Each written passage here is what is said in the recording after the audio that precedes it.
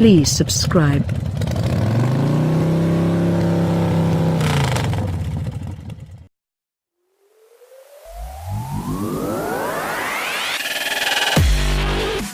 It's like being the last of your friends to see a movie.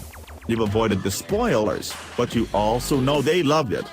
That raises your expectations, even though the previews maybe weren't so convincing. So when I fired up the 2018 Kia Stinger GT, months after the first riders to drive it, it was with more than a little anticipation. You see, most of my cohorts in the car business had already driven the Stinger, at the Nürburgring Nordschleife, no less. They'd returned from Germany with Cheshire cat smiles and endless, under-embargo praise. I was a tad skeptical, having driven many Kias prior to the Stinger. But I was hopeful, too. Kia has made such strides in exterior design, interior quality, and powertrain refinement that the foray into sportiness seems inevitable, but success in the sporting arena is anything but a given, even for the established players. To say the Stinger GT faced a high hurdle from its inception is to misunderstand the challenge. Taking on the likes of the BMW 4 and 6 Series, the Porsche Panamera, and the Audi S5 Sportback is functionally impossible, even with a competitive product. Why? Because Kia lacks the heritage, reputation, and brand cachet of the German luxury marques. Fortunately, Kia knows that and doesn't waste its effort trying to be something it's not yet, anyway. Instead, it aims for a more achievable goal, a genuinely sporty sedan that ticks enough boxes to be the rational choice over its venerable ersatz rivals. I wasn't let down, exactly, but I also didn't get the wig pushed back amazement of a two-thumbs-up summer blockbuster. You certainly can't blame the roads. Angeles National Forest has some of the best in the country, easily up to the task of displaying the goods of any car with performance aspirations. It's not that the Stinger GT isn't a very good sports sedan. It's that it's not as good as I'd hoped, given all the tongue-wagging by other scribes. The problem, ultimately, is with rationality. After a day behind the wheel of the Stinger GT, I can say with all seriousness that it is the rational choice over a BMW 440i or even a base-level Panamera. It's just as comfy as either German, nearly as nice inside, less so compared to the Porsche, accelerates quicker, handles with similar alacrity, and costs somewhere between two-thirds and half as much. But as much as the world's luxury brands tout their engineering, their build quality, and their design, the rational decision, made with dollars and cents, not emotions and desires, will only rarely land you in one of their cars. There's passion in the Stinger GT, though.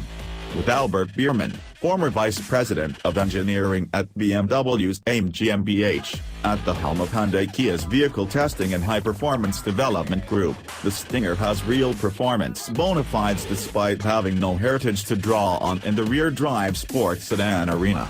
And it's certainly not rationality that makes you stick a twin-turbocharged, 3.3-liter V6 engine rated at 365 horsepower, at 6,000 revolutions per minute, and 376 pounds-to-foot of torque, from 1,300 to 4,500 revolutions per minute, lengthwise into a family sedan.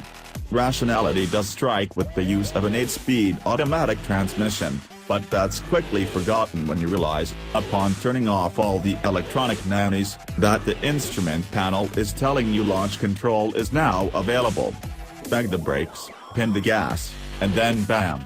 You're off as soon as the brake is released. Claim 0 to 60 miles per hour? Just 4.7 seconds. It feels faster. Fortunately, the 4-piston Brembo brakes up front do their work neatly, hauling the car down from speed with reasonable feel. Turn in for a hard corner, and you'll notice the lack of initial body control, letting the car almost flop into the turn.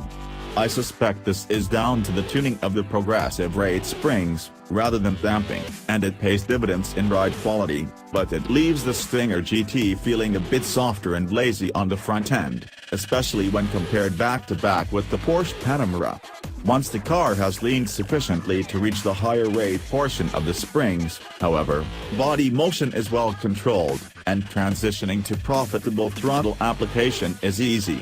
If you're a bit more abrupt on the throttle, you can break the rear loose easily, and thanks to the long wheelbase, it's easy to hang it out as long as you'd like. It's not the sharpest knife in the drawer, but it'll cut the mustard.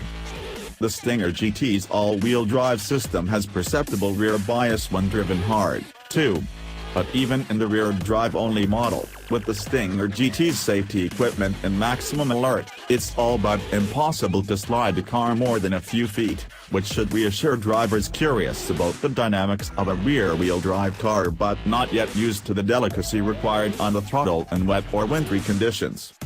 Let's face it, as much as the Stinger GT can be included reasonably in company with the likes of BMW, Mercedes, and Porsche, its actual customer base is more likely to come from brands like Honda, Toyota, and Nissan. That customer base hasn't had much experience with rear-wheel drive cars. Naturally, many, perhaps even most, will opt for the all-wheel drive system. But for those value buyers grabbing a standard Stinger, not the GT, on the strength of its good looks and roomy interior, the lower-cost rear-drive model will be the go-to pick. Maybe, just maybe, if we're lucky, those matinee Stingers will become cult classics and, like Repo Man or The Big Lebowski, grow a culture of midnight showing enthusiasts around them, inoculating yet another generation with the love of rear-drive sports sedans and cars that are about more than just the basics, even while being basic.